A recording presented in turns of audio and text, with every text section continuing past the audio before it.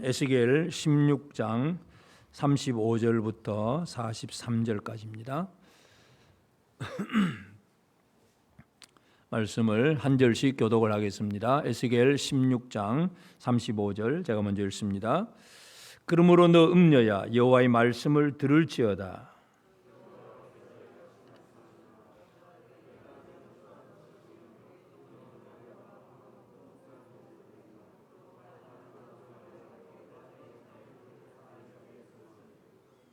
내가 너의 즐거워하는 정든 자와 사랑하는 모든 자와 미워하던 모든 자를 모으되 사방에서 모아 너를 대적하게 할 것이요 또 내 벗은 몸을 그 앞에 드러내 그들이 그것을 다 보게 할 것이며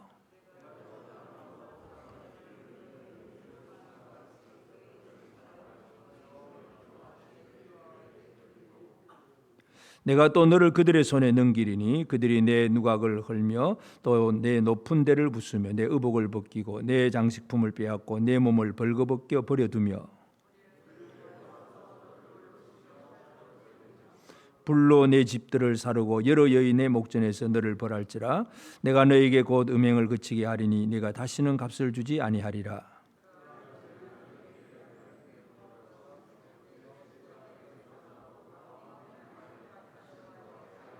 같이 읽읍시다. 네가 어렸을 때를 기억하지 아니하고 이 모든 일로 나를 분노하게 하였은즉 내가 내 행위대로 내 머리에 보응하리니 내가 이 음량과 내 모든 가정한 일을 다시는 행하지 아니하리라.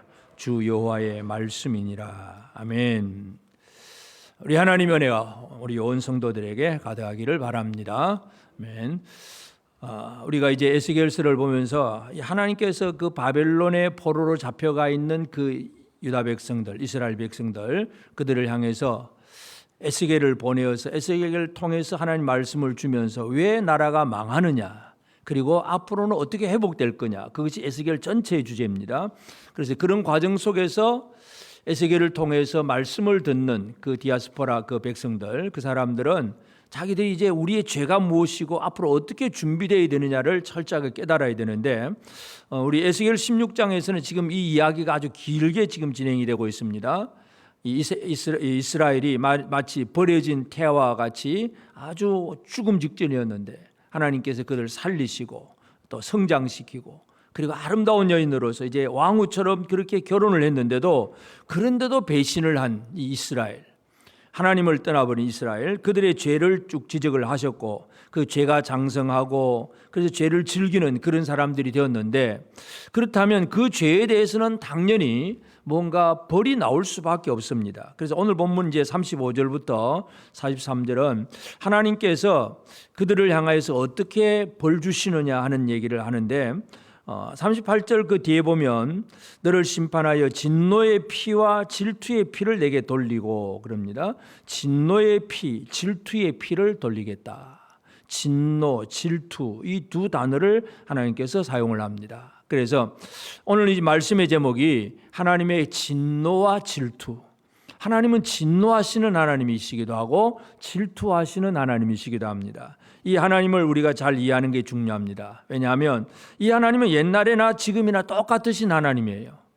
천지를 창조할 때부터 지금까지 마지막 때까지 하나님은 진노와 질투를 그대로 가지고 계시는 하나님이십니다. 그렇기 때문에 이 진노하고 질투하신 하나님 앞에서 우리가 어떤 삶을 살아내야 되느냐, 이 바벨론 그 디아스포라 사람들에게 주시는 말씀의 의미가 그것이고, 지금 이 시대를 살아가는 우리에게도 똑같은 그런 하나님의 의도, 하나님의 계획과 목적이 있다는 걸 알 수가 있습니다. 그래서 하나님을 배신한 이 이스라엘, 이들을 향해서 하나님이 진노하고 질투하는데 진노의 피와 질투의 피를 내게 돌리겠다, 그렇게 말씀을 하고 있습니다.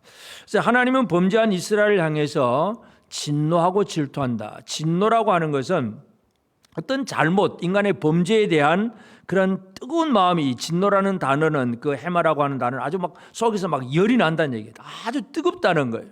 하나님께서 얼마나 열받았는지 모릅니다. 우리가 흔히 열받았다 그런 표현도 많이 쓰잖아요. 우리 인간이 열 좀 받아봐야 별거 없어요. 하나님이 열받으시면 그것이 진노입니다. 진노. 이 땅에 일어나는 지금 많은 여러 가지 힘들고 어려운 부분들도 사람들은 그 기후가 변화가 되었고 뭐 또 온도가 상승이 되고 뭐 어떤 그런 얘기 데이터만 가지고 얘기를 하지만 근본적인 문제를 얘기 안 하잖아요. 근본적인 문제는 하나님의 진노예요. 여러분 뭐 태풍도 오고 한쪽에는 폭염이고 한쪽에는 물 날리고 한쪽에는 막 불이 나고 또 뭐 북극에 있는 얼음은 녹아내리고 모든 재난들이 막 일어나고 있는 이런 모든 것들이 하나님의 손에서 무엇이 이루어졌는가를 우리가 이걸 이해를 해야 되는데 이거 인간들이 뭐 탄소를 너무 많이 막 배출을 해가지고 탄소 때문에 그냥 기온이 좀 더 높아져서 해수면이 또 수면도 올라가 해수 온도 바닷물 온도도 올라가고 그러다 보니까 태풍도 또 막 세지고 사람들은 너무 이제 그런 정도로만 얘기를 합니다. 근본적인 문제 하나님이 뭘 하시느냐 이거 우리 하나님을 잘 이해하는 게 가장 중요합니다. 하나님은 진노하시는 하나님인데 열을 받으신 거 진노가 열받았다 하는 그런 의미입니다. 질투, 키나라고 하는 것은 아주 시세만한 마음인데 진노라고 하는 것은 모든 죄를 지은 모든 사람들에게 공의의 하나님이 다 진노하실 수 있습니다. 근데 질투는 아무나 하는 게 아니죠. 옆집 사람이 예를 들어서 옆집 사람이 뭐 부부간에 그냥 뭔가 문제가 생겨가지고 그 옆집 여자가 또 다른 남자를 사랑해서 갖다 드라 이제 객관적으로 들으면 왜 참 나쁘다 하고 손가락질을 할 수 있지만 질투는 안 합니다. 그 나쁘다고 얘기는 할 수 있지만 왜냐하면 내 아내가 아니니까. 근데 내 아내가 다른 남자를 사랑한다. 이거는 큰일 나는 거죠. 이 질투라고 하는 것은 이 사랑의 관계 속에서 나오는 것이 바로 질투입니다. 그래서 진노는 모든 죄에 대한 하나님의 그 분노가 나오는 것이고 질투는 그 관계 속에서 하나님의 사랑을 누려야 되고 사랑해야 될 그 관계 속에서 잘못될 때에 바로 질투가 나옵니다. 그래서 하나님 앞에서 이 이스라엘의 문제가 뭐냐 하면 36절에서 보면 주 여호와께서 이같이 말씀하셨느니라 네가 내 누추한 것을 쏟으며 내 정든 자와 행음하로 벗은 몸을 드러내고 가정한 우상을 위하며 내 자녀의 피를 그 우상에게 드렸은즉 자녀의 피를 우상에게 드리는 우상 숭배 하나님을 신뢰하지 아니하고 우상을 섬겼다는 것 이것은 바로 하나님의 진노 그리고 하나님의 질투를 살 수밖에 없습니다.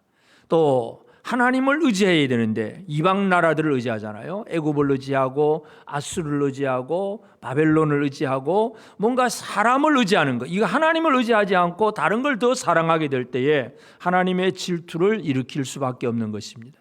그래서 이 하나님은 진노와 질투라고 하는 이 두 단어를 지금 말씀을 합니다. 그런데 이 하나님은 공의의 하나님이고 사랑의 하나님이라는 것 진노는 공의로서 얘기하는 것이고 질투는 질투의 근본 바탕은 뭡니까? 사랑이 있기 때문에 그런 거예요. 사랑 없으면 사랑 없는 대상이 뭐 잘못하면 진노는 하겠지만 질투는 안 합니다. 그러나 사랑했던 누군가가 있어서 뭔가 잘못하면 여기에서는 질투가 나올 수밖에 없지요. 그래서 하나님은 이 공의와 사랑이 항상 같이 계시기 때문에 진노와 질투가 나온다는 걸 우리가 이해를 해야 됩니다. 이사야 30장 18절에 보면 그러나 여호와께서 기다리시나니 이는 너희에게 은혜를 베풀려 하시며 일어나시리니 이는 너희를 긍휼히 여기려 하심이라. 대저 여호와는 정의의 하나님이시라. 그를 기다리는 자마다 복이 있도다. 하나님 어떤 하나님이십니까? 은혜를 베풀고 긍휼을 베푸시는 하나님. 또 한 가지는 정의의 하나님. 그러니까 긍휼과 뭔가 은혜를 베풀어 주시면서도 정의를 가지고 기준을 가지고 공의로운 잣대를 가지고 판단하시는 하나님. 하나님에는 공의와 사랑 이 두 가지가 동시에 있다는 사실을 우리가 꼭 기억을 해야 됩니다. 그래서 하나님의 진노와 질투가 어디에서 나오느냐 하나님의 공의와 하나님의 사랑 이 두 가지가 동시에 있는 하나님에게서 진노와 질투가 나온다는 것을 기억을 해야 됩니다. 그래서 이제 이 이스라엘을 향해서 그 진노와 질투를 이제 쏟아부으면 이제 이들이 어떻게 되느냐 37절에 보면 내가 너의 즐거워하는 모든 정든 자와 사랑하는 모든 자와 미워하는 모든 자를 모으되 그러니까 내가 좋아하던 사람 아니면 미워하던 사람 주변의 모든 사람들을 모아가지고 사방에서 모아서 이스라엘 너를 대적하게 할 것이고 또 내 벗은 몸을 그 앞에 드러내 그들이 그것을 다 보게 할 것이다. 결국은 수치가 드러나는 거죠. 하나님의 진노와 질투 앞에 이스라엘은 자신들의 모든 죄가 드러날 수밖에 없습니다. 우리는 하나님의 진노와 질투가 나오면 첫 번째 하는 것이 뭐냐면 우리에게 있는 모든 죄와 허물들이 다 드러나는 것입니다. 하나님 앞에 모든 사람들이 이제 마지막 때 가보면 하나님 앞에 직고하게 됩니다. 내가 지금 막 숨기고 있지만은 그러나 하나님 앞에 가면 모든 사람들이 자신의 죄를 다 그대로 고백할 수밖에 없습니다. 다 드러냅니다. 그래서 이 진노와 질투의 피를, 그래서 38절에서 뒤에 보면 그 진노의 피와 질투의 피를 내게 돌리고 내게 돌리겠다. 이제 결국은 돌린다는 거, 이것은 그냥 부끄러움만 드러낸 정도가 아니라 그 진노와 질투의 피가 돌아가면 어떤 이제 문제가 생기느냐, 이것도 우리가 잘 이해를 해야 되는데, 이 돌린다. 이 돌린다는 단어를 우리가 보면 참 우리는 이 참 오만방자한 사람, 그리고 진짜 겸손한 사람의 차이점이 뭐냐 하면, 요나 선지자가 니느웨에 가서 하나님의 진노와 심판을 얘기하잖아요. 그러니까 니느웨 성 사람들이 막 회개를 합니다. 막 옷을 찢고 금식하고 회개하면서 뭐라고 니느웨 성 사람들이 그렇게 부르짖느냐 하면, 요나서 1장 14절에 보면 무리가 여호와께 부르짖어 이르되 여호와여 구하고 구하오니 이 사람의 생명 때문에 우리를 멸망시키지 마옵소서. 무죄한 피를 우리에게 돌리지 마옵소서. 주 여호와께서는 주의 뜻대로 행하심이니이다. 이것은 요나가 탔던 배 선원들의 호소예요. 그러니까 니느웨 성 사람들도 나중에 가면 그렇게 호소를 하고, 1장에서는 선원들이 그렇게 호소를 합니다. 우리에게 돌리지 마옵소서. 우리에게 이 모든 죄를, 이 형벌을 돌리지 마옵소서. 그 다음에 니느웨 성 사람들도 회개하면서 그 죄가 우리에게, 그 벌이 우리에게 좀 돌아오지 않기를 간절히 바라는 그런 호소를 합니다. 그러니까 이 죄가 하나님 우리를 돌린다고 표현할 때 그걸 그대로 받으면 진짜 큰 벌을 받는 거예요. 죽는 겁니다. 유대인들은 예수님을 십자가에 못 박으라고 넘겨주면서 뭐라고 얘기하느냐 하면, 마태복음 27장 25절에 보면 백성이 다 대답하여 이르되 그 피를 우리와 우리 자손에게 돌릴지어다. 우리와 우리 자손에게 그 피를, 예수님의 피값을 우리와 우리 자손에게 돌릴지어다. 유대인들은 빌라도 앞에서 그런 얘기를 합니다. 참 오만방자한 거죠. 여러분, 피가 돌아온다는 얘기는 그 무서운 진노와 심판에 빠지는 거예요. 얼마나 무서운 건지 모릅니다. 흔히 우리가 이제 유대인들의 그 역사를 보면 그렇게 해서 주 70년에 유대가 나라가 망하잖아요. 망하고 그 다음에 전 세계로 그냥 유대인들이 다 흩어지고 나라가 없어요. 근 2000년 동안 2차 대전 후에 이제 이스라엘이 이제 독립을 합니다. 근데 이스라엘 독립 이전에 그냥 어느 날 갑자기 독립하는 것이 아니라 그 팔레스타인 지역으로 유대인들이 모이려고 애를 많이 썼어요. 그래서 영국이 제일 처음에는 좀 도와주긴 했지만, 그래도 영국이 또 유대인들을 도와주는 척 하면서도 아랍 사람들 편에 많이 서 있어요. 왜냐하면 그 당시 걸프만에 석유도 나고 하니까 전부 이 사람들은 전부 돈이에요, 돈. 미국도 돈이고 전부 돈 중심으로 누군가를 좋아하고 또 어떤 조약을 맺고 어떤 법을 세우고 전부 돈 중심이에요. 그러니까 영국인이 처음에는 유대인들을 도와주는 것 같다가 결국 아랍 사람들을 더 도와줍니다. 아랍 사람들이 막 유대인을 막 죽이고 하는 걸 그냥 내버려 둡니다. 그래서 그 역사의 기록을 한번 읽어보면 그 아랍 사람들이 유대인들이 이 팔레스타인 땅으로 들어오지 못하도록 계속 싸우고 막 전쟁을 하고 투쟁을 하고 하는데, 그 과정 속에서 아무튼 끔찍하게 그냥 유대인들을 잡아가지고 목을 잘라버리기도 하고 막 팔다리 잘라버리기도 하고 막 눈을 빼버리기도 하고 막 그런 얘기들이 계속 나옵니다. 그 앞으로 이제 물론 가장 유명한 얘기는 그 히틀러에 의해서 가스에서 그 독일의 그 유태인들이 가스 수용소에서 그냥 600만 명이 죽기도 하고, 유대인들이 왜 이렇게 많은 고난을 겪느냐? 결국은 그 근본으로 돌아가 보면 뭐예요? 예수를 죽인 이 피의 값을 우리와 우리 후손에게 돌리소서. 이 얼마나 무슨 말인지 모릅니다. 그 피값을 우리와 우리 후손에게 돌리라고 하는 그 말 때문에 유대인들이 그렇게 많은 역사 속에서, 물론 하나님의 섭리 속에서 그들이 뭔가 어떤 하나님의 어떤 계획 속에 있기 때문에 지금껏 유지되고 있긴 하지만, 그러나 그 모든 과정에는 진짜 많은 박해를 받습니다. 끔찍한 일을 많이 당합니다. 피가 돌아온다는 것, 그게 얼마나 무서운 일인지 모릅니다. 그래서 지금 하나님께서 지금 진노의 피와 질투의 피를 내게 돌리겠다 이렇게 얘기하시는 것, 이것이 그만큼 그들을 향한 하나님의 진노가 아주 무섭다는 것을 분명히 보여줍니다. 그래서 이 이스라엘의 그 모든 죄악에 대해서 진노와 질투의 피를 돌린다. 그래서 그들의 손에 넘기겠다. 하나님 그렇게 말씀을 하셨는데, 그런데 이제 하나님은 아까 말씀드렸듯이 질투라고 하는 것은 아무 관계가 없는 사람에게는 질투가 없습니다. 사랑했던 사람이기 때문에 질투가 나오는 거예요. 그러니까 이 진노는 그냥 죄에 대해서 그냥 멸망시켜버리면 되는데, 질투는 멸망이 아닙니다. 그냥 징계예요, 징계. 무섭게 힘들게 어려운 많은 고난을 겪게 하지만 그래도 하나님의 뭔가가 또 남아있다는 것을 분명히 보여줍니다. 그래서 42절에 보면 그리한즉 나는 내게 대한 내 분노가 그치며 내 질투가 내게서 떠나고 마음이 평안하여 다시는 노하지 아니하리라. 이렇게 진노와 질투의 피를 그들에게 돌렸지만 이제 그들이 벌받고 나서는 그 다음에 하나님의 마음, 하나님의 결론은 뭐냐? 그 분노, 진노가 그치고 질투를 떠나게 하고 마음이 평안하여 다시는 노하지 아니하리라. 하나님의 이런 마음, 용서해 주시는 그 마음을 표현하고 있습니다. 그러면 왜 이렇게 하나님께서 질투하고 그렇게 진노하셨는데 또 그 마음을 그치느냐?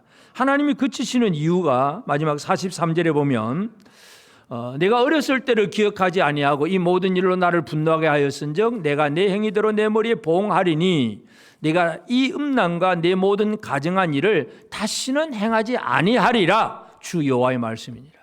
하나님의 기대감이 있습니다. 이 일을, 이 악한 일을, 더러운 짓을 다시는 행하지 아니할 것이다. 이 하나님의 기대감 때문에 진노와 질투를 쏟아부었지만은 그치고 이제 그들을 또다시 뭔가 회복될 것을 바라는 마음, 이것을 표현하고 있습니다. 그러니까 지금 바벨론 디아스포라 백성들, 바벨론에 포로되어 와 있는 이스라엘 사람들, 그들은 포로 생활이고 고난의 생활이잖아요. 그러니까 그 고난이라고 하는 것은 하나님의 진노와 질투 가운데 있는 그런 상황이에요. 그렇지만 하나님은 그 모든 고난을 주고 멸망시키는 것이 아니라 그렇게 진노와 질투를 통해서 또 그들을 또 새롭게 만드시고자 하는, 또 그들에 대한 또 일말의 기대감을 가지고 계시는 그 하나님의 모습을 오늘 우리는 이 본문 속에서 이해할 수 있습니다. 그래서 이사야 54장 8절에 보면 내가 넘치는 진노로 내 얼굴을 내게서 잠시 가렸으나 영원한 자비로 너를 긍휼히 여기리라. 내 구속자 여호와께서 말씀하셨느니라. 넘치는 진노로 얼굴을 가리고 그냥 외면을 해버렸습니다. 그런데 영원한 자비로 너를 긍휼히 여기리라. 우리 하나님은 바로 이런 하나님이십니다. 진노하고 질투하신 하나님이신데 또 그 하나님의 마음속에는 자기 백성을 향해서 영원한 자비를 가지고 기대하고 계십니다. 여러분, 지금 하나님은 저와 여러분을 향해 기대하고 계십니다. 뭘 기대하고 계실까요? 다시는 나쁜 짓 하지 말기를, 그 죄를 다시는 짓지 않기를 하나님은 기대하고 계십니다. 옆 사람에게 한번 얘기해 주겠습니다. 하나님은 당신이 죄 안 짓기를 기대하고 계십니다. 하나님의 기대가 우리의 기대하고는, 사람의 기대는 내가 크면 앞으로 부자 되고 잘 되고 그런 얘기죠. 하나님의 기대는 그게 아닙니다. 하나님은 뭐예요? 우리가 거룩한 생활, 죄를 짓지 아니하고 그 하나님을 떠나버렸던 그 우상 숭배, 이방 나라들을 의지했던 그 죄를 다시는 짓지 않기를 하나님은 기대하시면서 그렇게 진노와 질투의 피를 그들에게 돌리신다는 거예요. 그래서 오늘 우리는 이 하나님의 진노와 질투라고 하는 것은 엄연한 사실이에요. 이건 없는 게 아니라 분명한 사실이고 그대로 이루어지는 일입니다. 그래서 이 진노와 질투가 오늘 우리의 삶 속에서 어떻게 적용이 되느냐? 우리가 이 진노, 하나님의 진노와 질투 속에 지금 우리가 있다면 우리는 견딜 수가 없습니다. 이걸 우리 힘으로는 이겨낼 수가 없는 거예요. 그래서 이 진노와 질투를 해결하는 일은 예수 그리스도밖에 없습니다. 예수님의 십자가가 뭐냐? 하나님의 진노를 다 받으시는 거예요. 갈라디아 3장 13절에 보면 그리스도께서 우리를 위하여 저주를 받은 바 되사, 우리를 위하여 저주를 받은 바 되사 율법의 저주에서 우리를 속량하셨으니 기록된 바 나무에 달린 자마다 저주 아래 있는 자라 하였습니다. 예수님께서 나무에 십자가에 달리심으로 우리 대신에 우리를 위하여서 저주를 다 받으신 거예요. 다 책임지신 거예요. 결국 우리가 하나님의 진노를 당해야 되는데 진노를 예수 그리스도께서 다 당하셨고 우리는 예수 안에서 이미 진노가 물 건너가 버린 사람이 되어버렸습니다. 얼마나 큰 복입니까? 예수 안에 산다는 것, 예수를 믿고 산다는 것은 바로 이 복입니다. 하나님의 진노가 이미 완성된 사람, 끝나버린 것, 해결돼 버린 사람이라는 것입니다. 하나님의 공의에서 나오는 진노는 그냥 막 갑자기 뭐 말만 하고 벌만 주겠다고 그냥 큰 소리 치고 그냥 용두사미처럼 뒤에 없어지는 그 얘기가 아니라 분명히 공의는 그대로 집행이 됩니다. 사랑하는 아들이라고 할지라도 십자가에 달려서 죽게 만드시는 것이 바로 하나님의 공의예요. 분명한 공의예요. 그 공의가 우리에게 적용이 되면 우리는 견딜 수가 없는데 예수로 말미암아 우리는 그 진노에서 벗어난 자가 되었습니다. 예수는 바로 우리를 위해서 진노와 질투를 다 당하셨다는 사실을 기억을 해야 되고, 그리고 예수님이 하시는 그 모든 사역이 뭐냐? 하나님의 그 질투를 진짜 이제는 완전한 완벽한 사랑으로 바꿔놓는 것. 이게 예수님이 하시는 일이에요. 우리가 지금도 하나님을 떠나고 하나님 앞에서 잘못되어 있고 하나님이 아니라 세상을 사랑하고 다른 걸 사랑하고 있으면 하나님 우리를 질투하세요. 그런데 그 질투를 진짜 사랑으로 바꾸는 것이 바로 예수께서 하시는 일입니다. 예수께서 어떤 일을 하시느냐? 예수님께서 바로 우리를 위해서 지금도 중보기도 하고 계시는 거예요. 진노를 해결하기 위해서 십자가에 달리셨고, 그리고 이 질투의 문제를 해결하기 위해서 예수님은 지금도 우리를 위하여 중보하고 계십니다. 요한복음 17장은 예수님 이제 마지막 십자가 지시기 전에 제자들을 위한 중보기도 내용입니다. 17장 11절 12절에 보면 나는 세상에 더 있지 아니하오나 그들은, 이 제자들은 세상에 있사옵고 나는 아버지 하나님께로 가옵나니 거룩하신 아버지여 내게 주신 아버지 이름으로 그들을 보존하사 우리와 같이 그들도 하나가 되게 하옵소서. 12절 내가 그들과 함께 있을 때 내게 주신 아버지 이름으로 그들을 보존하고 지켰나이다. 그 중에 하나도 멸망하지 않고 다만 멸망의 자식뿐이오니, 이 멸망의 자식은 바로 가룟 유다예요. 멸망의 자식뿐이오니 이는 성경을 응하게 함입니다. 가룟 유다 빼고는 하나도 멸망하지 않고, 예수님이 제자들을 위해서 어떻게 기도합니까? 하나님 아버지, 이 제자들은 하나도 멸망하지 않을 사람들입니다. 내가 이미 그들을 보존하고 그 이름으로 보존하고 우리가 하나 되고 아버지와 내가 하나 된 것처럼 내가 그들과 하나 되어서 이들이 멸망당하지 않도록 내가 모든 일을 하는 그런 사람들입니다. 아버지 이들을 사랑하시고 하나가 되게 하옵소서. 이게 바로 예수님의 중보기도예요. 이 기도 때문에 우리가 범죄하거나 잘못했을 때 하나님 우리를 질투하실 수 있지만 질투로 끝나지 않고 사랑으로 회복되는 것. 예수 그리스도의 중보의 기도 때문입니다.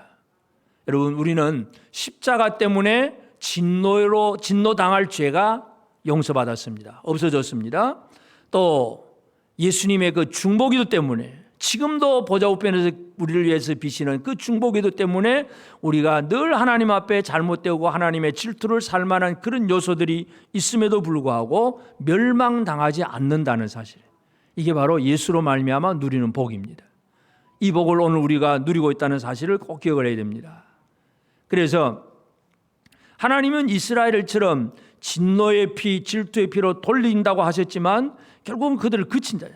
그치고 다시는 그들을 이제 돌아와서 진노에 들어가지 아니하고 그들이 그 죄를 짓지 않기를 하나님은 기대한다고 하셨는데, 그 하나님은 이스라엘을 회복하는 것이 하나님의 원래의 뜻이에요. 이사야 40장 1절에 보면 너희 하나님이 이르시되 너희는 위로하라, 내 백성을 위로하라, 위로하라, 위로하라. 이사야 선지자도 마찬가지. 앞부분은 그들의 죄에 대한 책망과 심판을 얘기하고 40장부터는 하나님의 회복과 위로를 얘기합니다. 너희는 내 백성을 위로하라, 위로하라. 하나님은 위로의 하나님, 나함이라고 하는 위로의 하나님이에요. 위로의 하나님. 그래서 이 위로가 하나님께서 자기 백성들을 향해서 바벨론 포로된 백성들을 돌이켜오는 그 과정이 바로 하나님의 위로하심이에요. 이 위로는 예수 안에서 어떻게 완성이 되느냐? 예수님 자신도 제자들, 사람들에게, 그를 믿는 자들에게 분명히 주님도 위로자가 되십니다. 그런데 예수님이 또 하신 말씀은 요한복음 14장 16절에 보면 내가 아버지께 구하겠으니 그가 또 다른 보혜사를 너희에게 주사 영원토록 너희와 함께 있게 하리니, 또 다른 보혜사라고 하는 파라클레토스, 위로자예요. 위로자, 중보자, 대언자, 변호자, 파라클레토스. 그러니까 위로하라고 했는데 진짜 위로는 어떻게 완성이 되느냐? 예수님 자신도 보혜사예요. 그런데 또 다른 보혜사, 성령을 보내어 주셔서 성령으로 말미암아 우리는 위로를 받을 수 있어요. 그러니까 이 하나님의 위로라고 하는 것은 내가 뭐 힘들고 어려우니까 아이고 내 참 안 됐구나, 그래서 뭐 감정적으로 좀 쓰다듬어 주고 어루만져 주고 이 정도의 위로가 아니에요. 우리의 영을 강건케 만들어 주시는 것이 바로 하나님의 위로예요. 예수 그리스도께서 보내주시는 보혜사 성령으로 말미암아 그 하나님의 위로가 완성이 되는 것입니다. 여러분, 성령으로 충만하십니까? 이 성령으로 충만하지 않으면 하나님의 위로가 늘 우리는 막 흔들리는 거예요. 위로 없는 생활을, 위로를 잃어버린 생활을 살면 늘 두렵고 근심하고 염려하고 걱정하고 그렇게 살게 됩니다. 근데 성령의 위로가 분명하면 문제될 게 없잖아요. 내가 말을 잘 못하는데 대언자가 있어요. 내가 뭔가 잘 못하는데 뭔가 힘들고 어려운데 상처받았는데 위로자가 계세요. 그러니 뭐 문제가 될 게 없어요. 예수님께서 하시는 것이 바로 하나님의 회복, 위로하는 그 백성들을 예수님은 어떻게 위로하시느냐. 또 다른 보혜사, 파라클레토스, 또 다른 보혜사를 보내주어서 제자들을 완벽하게 만들어 놓습니다. 그러니 제자들은 이 성령 받고 나니까 어떻게 됩니까? 담대하게 복음을 전하고 재판 자리에서 매를 맞으면서도 복음을 담대하게 선포하고 십자가에 죽는 그 목이 잘려 죽는 그 순간에라도 예수 그리스도를 배신하지 않는 그런 담대한 생활을 살아갈 수 있는 것, 이것은 바로 진짜 하나님의 위로를 받은 자의 삶입니다. 이것이 바로 주님께서 우리를 위해서 하시는 일입니다. 그러므로 이제 오늘 우리는 이 하나님의 진노와 질투의 피를 돌리는 그런 사람이 아니라 예수께서 그 모든 문제를 해결해 주셨기 때문에 그 모든 진노와 질투에서 회복된 자로 우리가 살아가야 됩니다. 그래서 회복된 은혜를 받은 자로서 우리가 어떻게 살아가야 되느냐. 우리의 삶에 중요한 것은, 제일 중요한 것 첫째는 지금도 우리는 하나님과의 깊은 관계 속에서 지금 살고 있는 겁니다. 여러분, 우리가 관계라는 게 참 중요하잖아요. 어제 이제 추석 명절을 아직도 뭐 휴가는 연휴는 안 끝났지만 오랜만에 추석이니까 어떤 사람이 같이 연락을 하고 모이고 서로 전화도 하고 주고받고 선물도 주고받고 합니까? 관계가 있는 사람입니까? 관계가 없는 사람입니까? 관계가 있는 사람. 아무리 그냥 1년 내내 떨어져 있다가도 명절이 되니까 뭐 평소에 전화 안 하던 자식들도 부모님께 전화도 하기도 하고, 뭐 또 요즘 뭐 휴가도 많이 가기도 하지만 그래도 또 찾아보기도 하고, 뭔가 이 관계 때문에 모이고 함께 뭐 의논도 하기도 하고 서로 주고받고 뭔가를 하는 것, 관계 문제예요. 오늘 우리는 하나님과의 한 관계 속에서 살고 있는데, 거룩하신 하나님과의 관계 속에서 우리가 어떻게 살아가야 되느냐. 이스라엘이 하나님 앞에서 벌받은 이유가 바로 우상 숭배이고 이방 나라들을 사랑했던 것, 의지했던 것, 그것이 그들의 죄악이었어요. 그러므로 오늘 우리가 해야 될 일이 뭐냐? 하나님의 진노와 질투를 불러일으키는 죄를 그치는 일을 우리가 해야 합니다. 여러분의 삶 속에 아직도 하나님을 의지하지 아니하고 다른 뭔가를 의지하는 것이 있다면, 하나님이 아니라 우상을 의지하고 숭배하는 그런 것들이 있다면, 그런 것들을 분명히 그쳐야 진노와 질투에서 완전히 벗어난 삶을 살아갈 수가 있습니다. 하나님은 옛날 하나님, 지금 하나님 똑같으신 하나님입니다. 구약의 하나님, 지금 하나님 똑같습니다. 하나님은 진노하시고 질투하신 하나님이고 자기 백성들이 잘못하면 질투하신 하나님이기 때문에 죄를 그치는 것이 우리에게 중요합니다.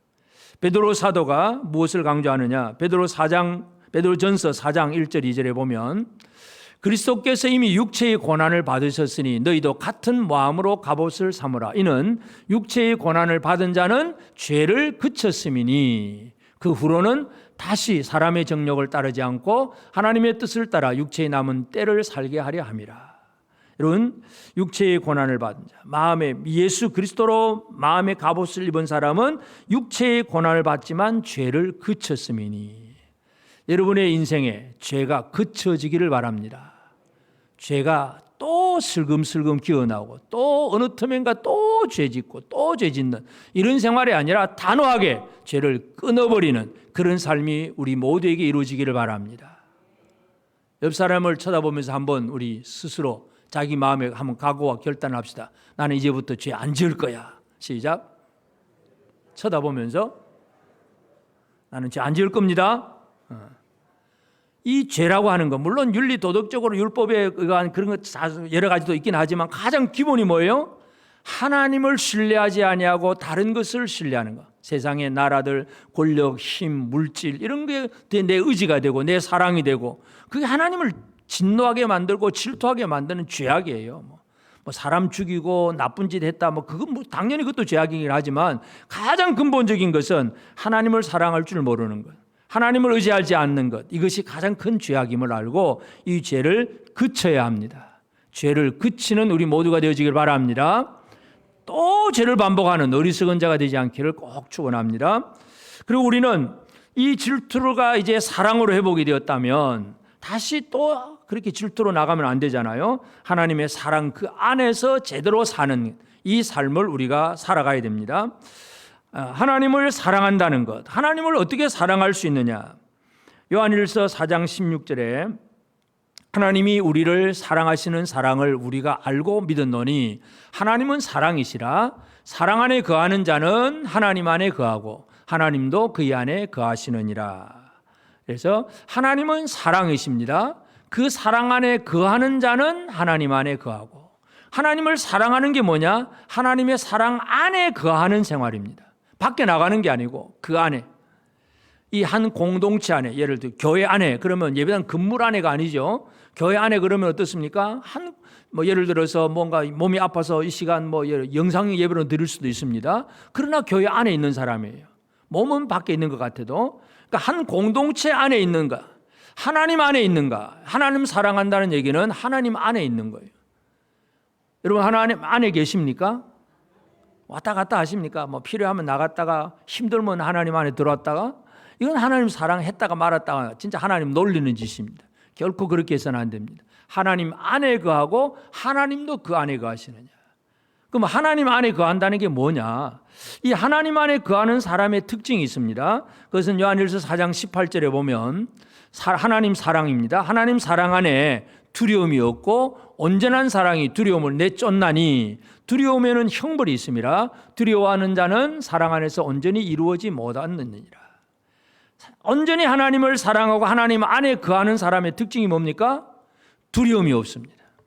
심판에 대한 두려움이 없습니다. 오늘 우리는 들려지는 뉴스를 들을 때마다 우리 속에는 늘 두려움이 생기잖아요.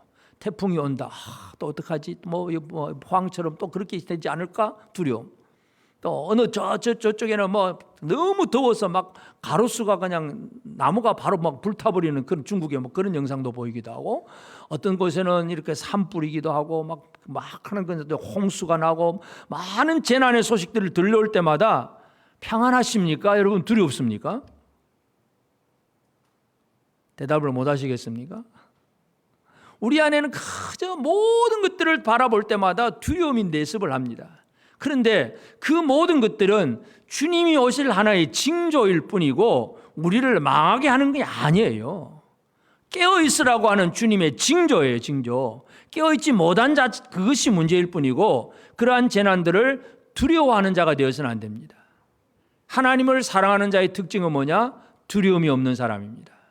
사탄이 뭐라고 하든 이 세상에 무언가 이 상황이 어떻게 바뀌든지 전혀 두려워하지 않는, 하나님 사랑 안에 사는 사람이 뭘 두렵습니까? 자녀들이 부모 품 안에 있으면 뭐가 두렵겠어요? 어린아이가 어머니 손 잡고 다니는 동안에는 두려움이 없는 거예요. 어머니 손을 놓치는 순간 그 아이는 두려움에 빠지게 됩니다. 하나님의 손 안에 가고 하나님 안에 가는 사람은 결코 두려움이 없습니다.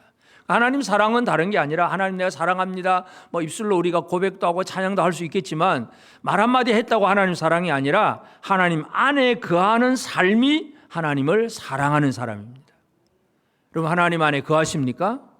하나님 안에 거하는 삶을 살아내는 것, 이것이 하나님을 사랑하는 특징이고, 그 사랑의 특징이 뭐냐? 세상의 어떤 문제 앞에서도 두려움이 없는 생활을 살아가는 것. 하나님 안에 거하기 때문에 그렇습니다. 이것이 바로 오늘 우리가 살아가야 될 생활입니다. 그렇게 할 때 하나님은 우리를 질투할 일이 전혀 없으십니다. 우리가 엉뚱한 거 의지하고 막 좋다 나쁘다 힘들다 두렵다 막 이렇게 하는 동안에 하나님은 질투하시는 거예요. 그래서 하나님 안에 거하면서 두려움이 없는 그런 삶을 꼭 우리가 살게 되고, 그리고 이제 하나님의 회복이 뭡니까? 하나님의 회복이 위로의 회복인데, 위로하시는 것인데, 그 위로가, 그 나함, 이 히브리어로 나함이라고 하는 위로가 예수 그리스도는 보혜사, 파라클레토스, 성령을 보내주심으로 위로를 완성시켰었어요. 오늘 우리는 이 완성된 하나님의 위로 가운데 사는 우리 모두가 되어져야 됩니다. 그러면 이 보혜사 성령 안에서 살아가는 이 생활이 우리에게 중요합니다. 하나님의 진노와 질투 때문에 예를 들어서 막 질병이 생길 수도 있고, 또 많은 사건 사고를 통해서 막 힘든 일을 겪을 수도 있고, 그러면 이제 우리가 많이 힘듭니다. 그러면 주님 고쳐주세요, 살려주세요 막 기도합니다. 그래서 이제 고침을 받았습니다. 고침 받으면 일단 어떻게 됩니까? 평안해졌습니다. 고침을 받았으니까. 그럼 그 평안하다고 그것이 완성이냐?